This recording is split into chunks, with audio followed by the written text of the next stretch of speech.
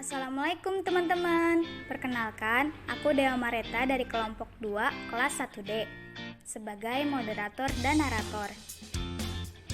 Della Amelia Putri sebagai narator, Nurul Istiqomah sebagai narator, dan Wida Daradika Aulia sebagai narator.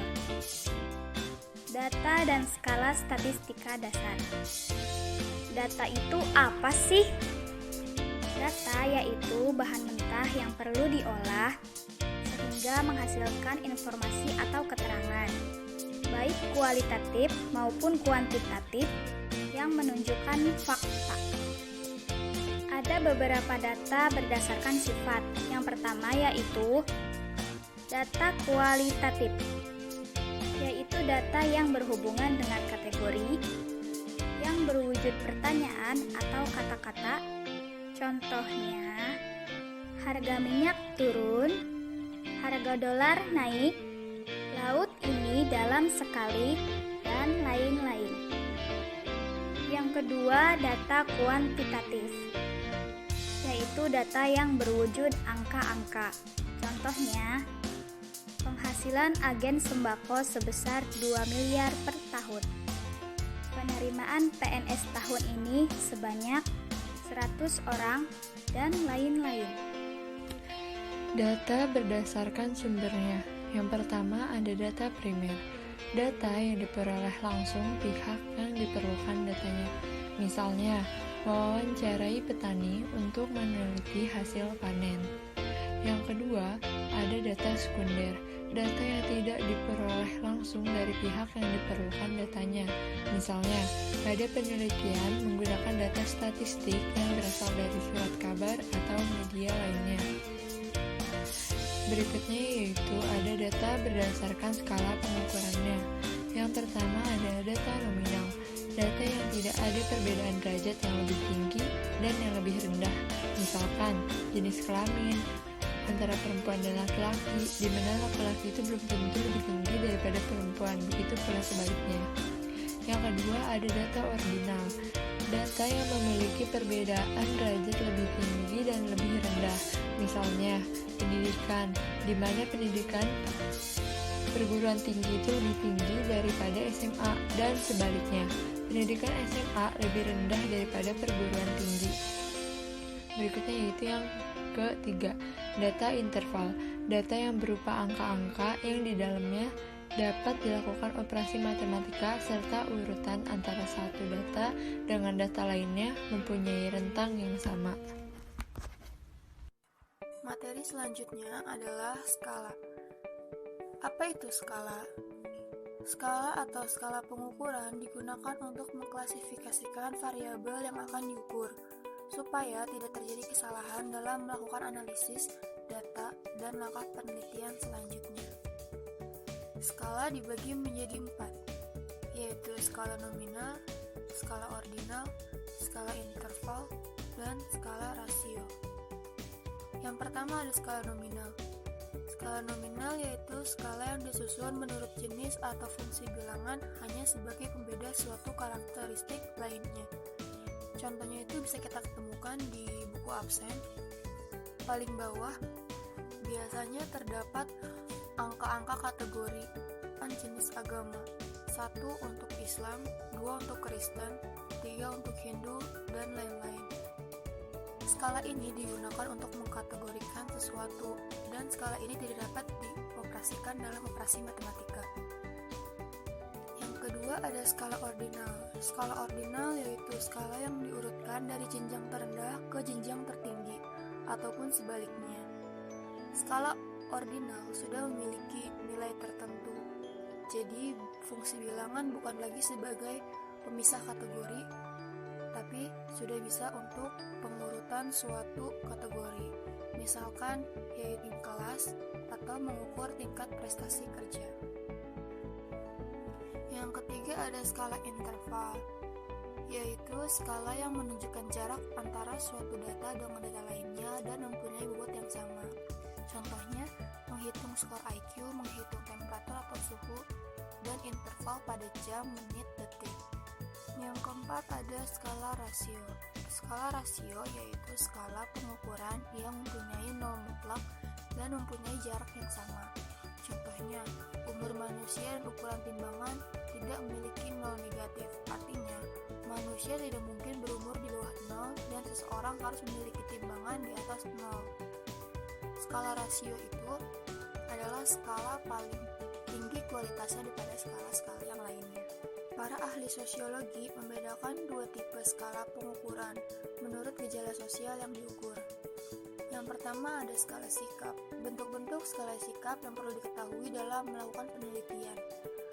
Berbagai skala sikap yang sering digunakan ada 5 macam, yaitu skala Likert, skala Goodman, skala semantik diferensial, rating scale, dan skala Thurston. Oke, kita akan membahas satu-satu. Yang pertama ada skala Likert, digunakan untuk mengukur sikap, pendapat, dan persepsi seorang atau kelompok tentang kejadian atau gejala sosial. Pada instrumen skala Likert, jawaban responden akan diganti kata-katanya menjadi sangat setuju, setuju, netral, tidak setuju, dan sangat tidak setuju. Yang kedua ada skala Goodman atau skalogram, merupakan skala kumulatif. Skala Goodman mengukur suatu dimensi saja dari suatu variabel yang multidimensi. Pada skala Goodman, pertanyaan disusun secara hierarki untuk melihat sikap tertentu seseorang.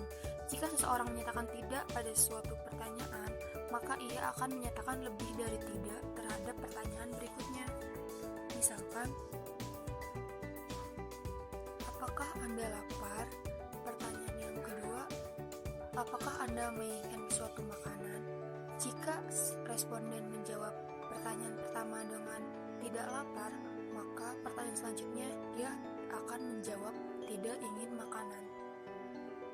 Yang ketiga ada skala diferensial semantik. Skala ini berisikan serangkaian karakteristik bipolar atau dua kutub, seperti panas, dingin, baik, tidak baik, atau kuat, lemah. Skala bipolar ini mempunyai 3 dimensi dasar sikap seseorang terhadap satu objek, yaitu potensi, evaluasi, dan aktivitas. Di sini ada contoh dari skala semantik diferensial. Itu mempunyai 2 kutub. Yang pertama bersahabat, tidak bersahabat, tepat janji, tidak tepat janji. Dan disediakan skala-skala untuk responden menjawab. Yang keempat ada rating scale.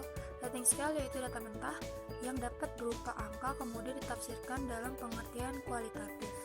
Pada skala rating scale disediakan jawaban sangat baik, baik, cukup baik, kurang baik, sangat tidak baik, dan memiliki angka-angka skalanya. Misal, ada 4 responden yang menjawab baik, namun persepsi mereka pasti berbeda-beda, jadi sebisa mungkin peneliti menafsirkan jawaban tersebut. Yang terakhir ada skala Thurston. Skala Thurston meminta responden untuk memilih pernyataan yang ia setujui dari beberapa pandangan yang berbeda. Pada umumnya, setiap item mempunyai asosiasi nilai antara 1 sampai dengan 10, tapi nilai-nilainya tidak diketahui oleh responden. Pemberian nilai hanya diketahui oleh pihak peneliti. Sumber, metode, dan instrumen pengumpulan data. Sumber data. Sumber data adalah pengambilan data yang dihimpun langsung oleh peneliti disebut sumber primer. Sedangkan apabila melalui tangan kedua disebut sumber sekunder. Metode dan instrumen pengumpulan data. Metode dan instrumen pengumpulan data ialah teknik yang dilakukan oleh peneliti untuk mengumpulkan data. Metodenya dapat melalui angket, wawancara, pengamatan, dan dokumentasi. Peneliti dapat menggunakan salah satu atau gabungan sesuai dengan kebutuhan. Yang pertama yaitu angket atau kuesioner. Angket adalah daftar pertanyaan yang diberikan kepada orang lain yang bersedia memberikan respon sesuai dengan permintaan pengguna.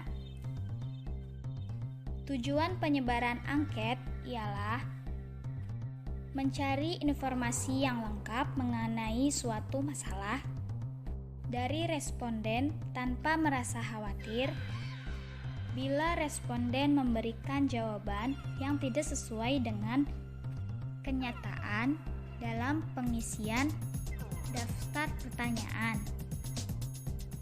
Angket dibedakan menjadi dua jenis, yaitu angket terbuka dan angket tertutup. Angket terbuka. Angket terbuka adalah angket yang disajikan dalam bentuk sederhana sehingga responden dapat memberikan isian sesuai dengan kehendak dan keadaannya.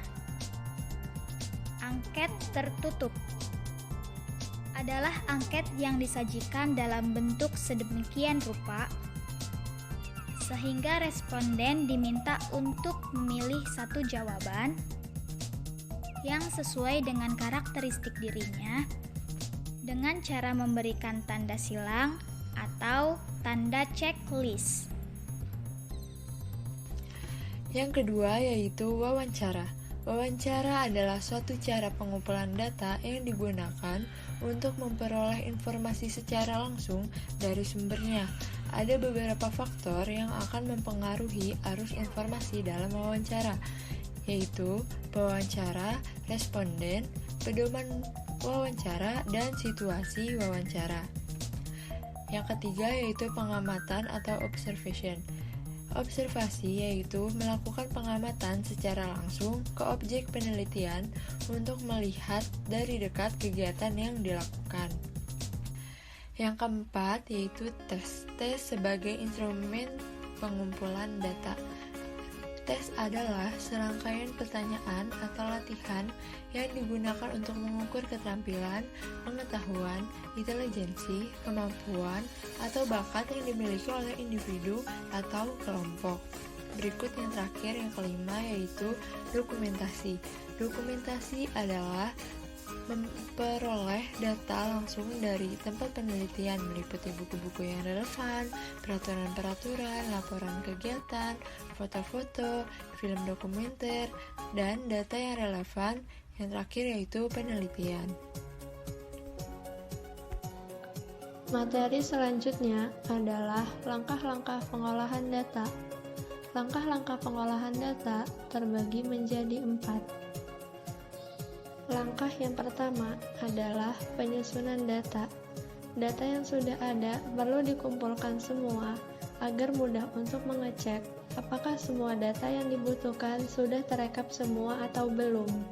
Kegiatan ini dimaksudkan untuk menguji hipotesis penelitian. Adapun data yang diambil melalui wawancara harus dipisahkan antara pendapat responden dan pendapat interviewer.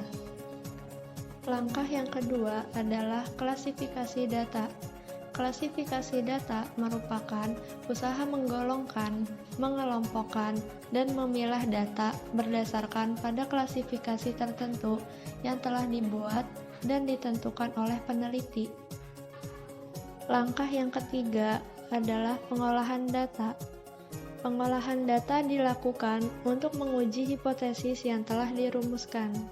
Hipotesis yang akan diuji harus berkaitan dan berhubungan dengan permasalahan yang diajukan. Jenis data akan menentukan apakah peneliti akan menggunakan teknik kualitatif atau teknik kuantitatif. Dan langkah yang terakhir adalah interpretasi hasil pengolahan data.